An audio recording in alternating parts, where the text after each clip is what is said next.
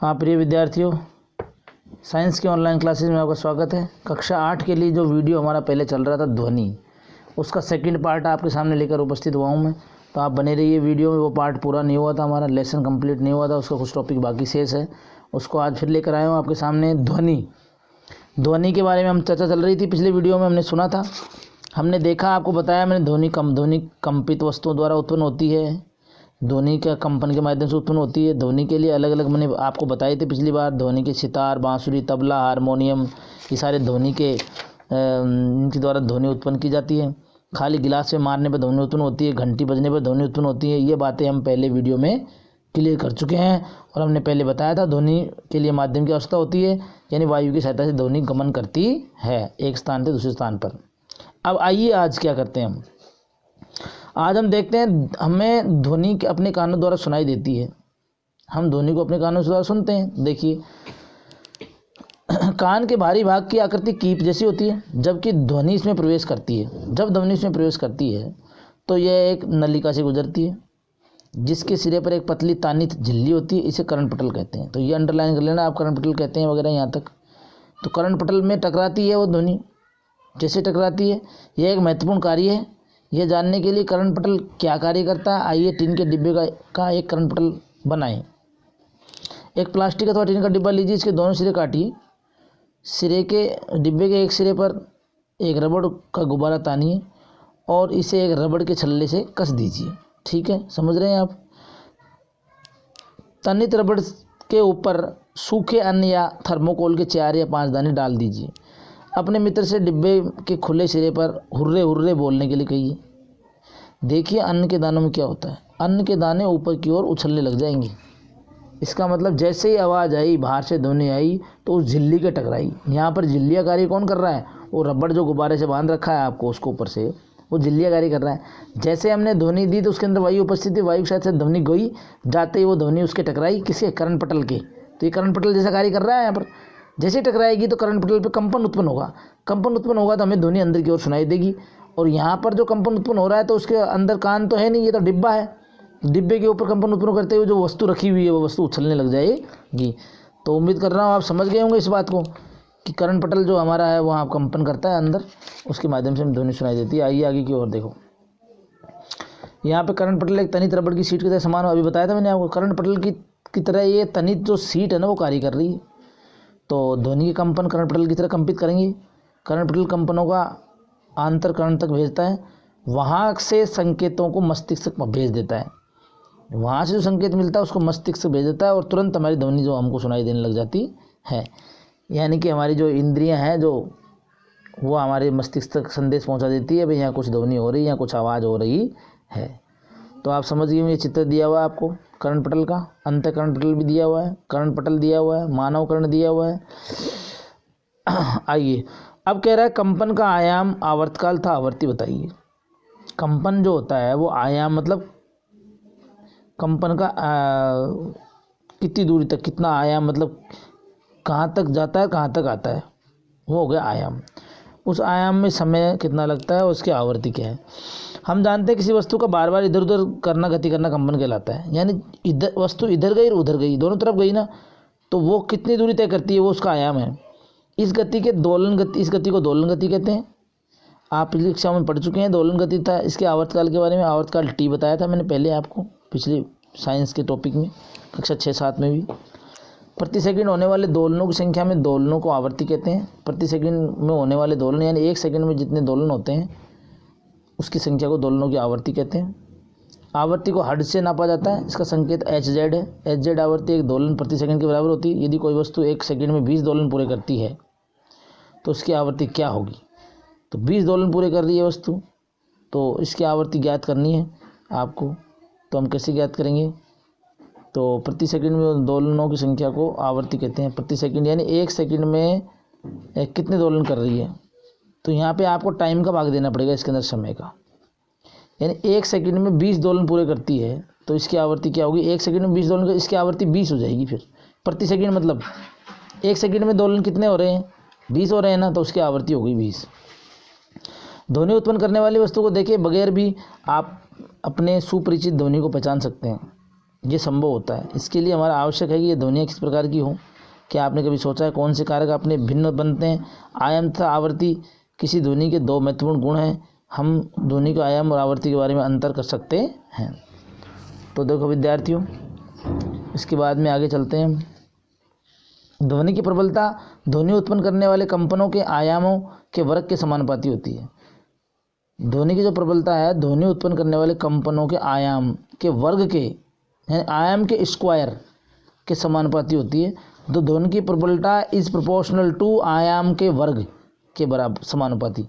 उदाहरण के लिए हम आयाम दुगुना कर दें तो प्रबलता 4 गुना बढ़ जाएगी। आयाम दुगुना, प्रबलता 4 गुना बढ़ जाएगी, क्योंकि स्क्वायर हो रहा है उधर, तो यहाँ 2 है तो उधर 2 दूनी 4 हो जाएगा अपने आप। ध्वनि को डेसिबल में नापते हैं। देखो सामान्य श्वास के लिए 10 डेसिबल है। ये इंपॉर्टेंट फैक्ट है, आपको याद रखना है।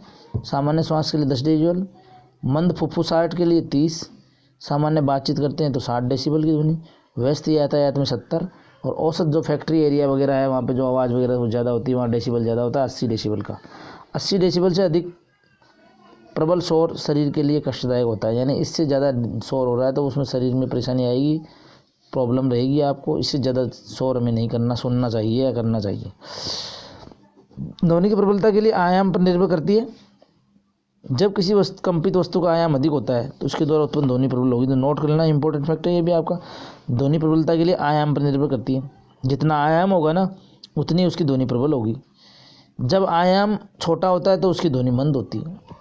ठीक है, अब देखो मैं बताता हूँ आयाम। देखो यहाँ पर ये जो आपको दे रखा है चित्र को ध्यान से देखो। इंपॉर्टेंट क्या है देखना है हमें, तो बस चित्र को देखना है आपको। ये जो 2 लड़के चित्र दिए हुए, एक ढोल को बजा रहा है, एक नीचे फूंक दे रहा है। यहाँ पे देखो ध्वनि आवर्ती ध्वनि का तारतम्य निर्धारित करती है। ये आपको जो ध्वनि बन रही है, तरंगे बन रही है ऊपर से नीचे की ओर, नीचे से ऊपर की, ऊपर से नीचे की ओर का एक जो सिरा है ना आपका, ये आपका आयाम कहलाता है, कितनी दूरी तक है। ठीक है, अब देखो उदाहरण के लिए आपको दिया हुआ आगे, उदाहरण के लिए ढोल मंद आवृत्ति से कंपन करता है, इसलिए वह कम तारतम्य की ध्वनि उत्पन्न करता है। यदि कम तारतम्य की ध्वनि उत्पन्न करता है तो वह उसमें आवृत्ति में से कंपन होता है। जो मंद आवृत्ति से कंपन होगा वह उसका तारतम्य भी कम होगा। ठीक है, अब देखिए श्रव्य अश्रव्य ध्वनि। श्रव्य यानी सुनने वाली ध्वनि और अश्रव्य यानी हमको सुन नहीं सकते। इंपॉर्टेंट फैक्ट ध्यान रखना। बस इंपॉर्टेंट क्या है इसमें देखो, यहाँ आ जाओ। लगभग 20 कंपन प्रति सेकंड से कम आवृत्ति की ध्वनि जो है ना मानव कान सुन नहीं सकता है। यानी कि 20 कंपन प्रति सेकंड से कम आवृत्ति की जो ध्वनि है ना मानव को नहीं सुन सकता। यानी बहुत कम ध्वनि होगी तो भी नहीं सुन पाएंगे, बहुत ज़्यादा होगी तो फिर ज़्यादा प्रॉब्लम हो जाएगी, उसमें समस्या आएगी हमारी। तो ध्वनि मानव कान द्वारा संसूचक नहीं की जा सकती है। ऐसी ध्वनि को अश्रव्य ध्वनि कहते हैं। अश्रव्य का मतलब जो सुन नहीं सकते हम, इसको ध्यान रखना, इसमें नोट कर लेना। अश्रव्य ध्वनि जिसे हम सुन नहीं सकते हैं और वह लगभग 20 कंपन प्रति सेकंड की उसकी आवृत्ति होती है।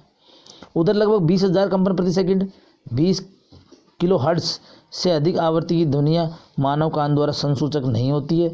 अतः मानव कानों के लिए श्रव्य की आवृत्ति का प्रास लगभग 20 हर्ट्ज से 20,000 हर्ट्ज से। यहाँ नोट कर लेना, इसको अंडरलाइन कर लेना और इसके बीच में भी अंडरलाइन कर लेना। इसका अर्थ है कि हम केवल 20 हर्ट्ज से 20 किलो हर्ट्ज तक के बीच की ध्वनि वाली ध्वनियों को ही सुन सकते हैं। इसके पीछे भी आपको दिया हुआ है यहाँ पे एक बॉक्स में कुछ, ये इंपॉर्टेंट है। कुछ जंतु ऐसे होते हैं जो 20,000 हर्ट्ज से भी अधिक आवृत्ति की ध्वनि को सुन सकते हैं। जैसे मानव तो नहीं सुन सकता है, मानव तो 20,000 से हर्ट्ज से ज़्यादा ध्वनि नहीं सुन पाएगा। ठीक है, समझ गए ना आप। और 20 हर्ट्ज से कम ध्वनि होगी तो भी वह नहीं सुन पाएगा, क्योंकि उसमें तारतम्य तो कम रहेगा, तो वह तो वैसे नहीं सुन पाएगा, उसमें कुछ सुनाई नहीं देगा। लेकिन 20,000 से ज़्यादा की वो नहीं सुन सकता है। अब कुछ जंतु होते हैं जैसे कुत्ते हैं, कुत्ते की क्षमता भैया बहुत ज़्यादा होती है विद्यार्थियों। और पुलिसकर्मी उच्च आवृत्ति की ध्वनि उत्पन्न करने वाले सीटियों का उपयोग करते हैं। कुछ कुत्ते सुन सकते हैं लेकिन कुछ मानव नहीं सुन सकते हैं।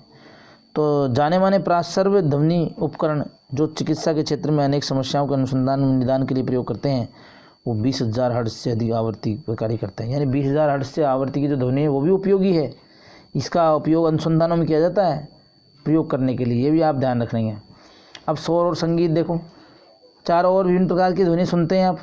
सदैव कुछ सुखद होती है, कुछ कभी कभी कष्ट पहुंचाती है, कुछ ध्वनियाँ अच्छी लगती है, कुछ नहीं लगती है। अपने आस पड़ोस में कार्य चल रहा है तो ध्वनियाँ सुखद हो रही है या नहीं है, बस ट्रक चल रहे हैं, ध्वनियाँ अच्छी लगती है नहीं लगती है, इस प्रकार की अप्रिय ध्वनियों को शोर कहते हैं। अर्थात दो ध्वनि हमें अच्छी नहीं लगती है या बहुत तेज़ आवाज़ करती है, शोरगुल ज़्यादा हो रहा है, वो ध्वनि शोर कहलाती है, उसे हम कहते हैं शोर। क्योंकि न तो वो कोई काम की है न उसको उससे कोई लाभ हो रहा है, तो वो शोर कहलाएगा, बस शोर हो रहा है। कक्षा में विद्यार्थी भी खूब बोलते रहते हैं, ऐसे पढ़ते नहीं करते हैं, तो वो भी शोर होता है एक। दूसरी ओर वाद्य यंत्रों की ध्वनि का आनंद देखिए। वाद्य यंत्र की ध्वनि होती है वो सुस्वर ध्वनि होती है। सु यानी अच्छा, स्वर यानी स्वर, अच्छे स्वर की ध्वनि है, अर्थात अच्छे स्वर की ध्वनि है, कानों को सुखद लगती है, हारमोनियम की ध्वनि अच्छी लगती है। तो इस प्रकार आपको स्वर और संगीत में अंतर दिया हुआ है। अब आता है ध्वनि प्रदूषण। तो देखो इससे ध्वनि प्रदूषण भी होता है। अगर मान लो आपका लाउड स्पीकर आप तेज़ चला रहे हैं, वाहन की गतियाँ तेज़ कर रहे हैं, पटाखे चला रहे हैं, विस्फोट कर रहे हैं, मशीनें चल रही है और ऊंची आवाज़ में टेलीविज़न चलते हैं, रेडियो चलते हैं, रसोई घर में कुकर वातानुकूलित सभी ध्वनि प्रदूषण के उदाहरण हैं। इससे ध्वनि प्रदूषण भी होता है। इसलिए हमें ध्यान रखना चाहिए विद्यार्थियों, ध्वनि प्रदूषण कम से कम करना चाहिए। कोई मतलब हारमोनियम वगैरह बजाना है तो, या फिर कोई डीजे वगैरह बजाना है, या कोई भी हमें उपकरण करना है, या कोई लाउड स्पीकर बजाना है, उसे कम आवाज़ में रखना चाहिए। पटाखे भी कम चलाने चाहिए, तो क्योंकि इससे प्रदूषण होता है, वायुमंडल दूषित होता है। तो हम समझदार हैं, पढ़े लिखे हैं, तो हमको देखना चाहिए, ऐसा समझना चाहिए, ऑलरेडी अंडरस्टैंड होना चाहिए। ध्वनि प्रदूषण की क्या हानियाँ है देखो। ध्वनि प्रदूषण से अनिद्रा हो जाती है, तनाव उत्पन्न हो जाता है, चिंता हो जाती है, बहुत से स्वास्थ्य खराब हो जाते हैं। ध्वनि प्रदूषण उत्पन्न करते हैं। लगातार प्रबल ध्वनि सुनने से कभी कभी बार देखो अस्थायी रूप से बहुत सारी समस्याएं उत्पन्न हो जाती है, कुछ हानियाँ भी है। ध्वनि प्रदूषण को हम सीमित जरूर कर सकते हैं, कम तो नहीं कर सकते। जैसे मान लो बस चल रही चलेगी, ट्रक चल रहा है चलेगा, फटाके भी चलेंगे चलाएंगे बच्चे, शोर भी करेंगे तो बच्चे करेंगे, तो उसको मतलब बंद तो नहीं कर सकते हम, कुछ मात्रा में हमें सीमित कर सकते हैं, उन्हें समझा कर या उनमें कुछ ऐसे मतलब मोटिवेशन के द्वारा। कुछ वायुयानों के इंजन, यातायात वाहनों, औद्योगिक मशीनों में घरेलू उपकरण को रवशामक युक्ति लगानी चाहिए उसके अंदर। इस प्रकार इसको नियंत्रण करने के लिए आपको यहाँ पर दिया हुआ है कुछ। देखो आसपास के पेड़ पौधे लगाना, ध्वनि को आवाज़ नहीं पहुँचे। तो उम्मीद करता हूँ कि ये वीडियो आपको कंप्लीट हो चुका है और आपको समझ में आया होगा। अब इसके असाइनमेंट आपको डाल दिए जाएंगे, आपको इसको प्रयास करना है, वीडियो को देखना है, समझना है और पढ़ना है, अच्छे से तैयारी करनी है। मिलते हैं अगले वीडियो में। ओके, ये हो गया।